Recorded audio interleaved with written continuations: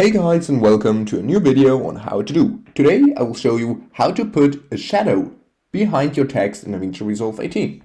For this I have my text right here, and what is important is that it is a text plus. Now, to use the shadow, of course, you can just use the shadow options right here in the text settings, but what we want to do is go to Effects, and under OpenFX, under Filters, you can just search for drop shadow. Then you just drag it on top of your text and let go until you see the shadow. Now, under Inspector, under Effects, you can see all the settings for the shadow. For example, the shadow strength, the drop angle, which means like in what angle the shadow is appearing, and the drop distance, how far away it is from your actual text, and in the end, the blur.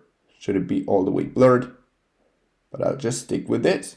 And now you have an easy shadow behind your text.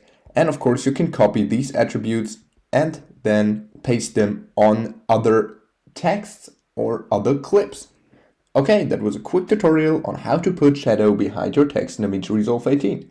If you enjoyed the video, please like and subscribe to stay tuned for more how to do videos. If you have a video suggestion, just let me know down in the comments. See you guys soon.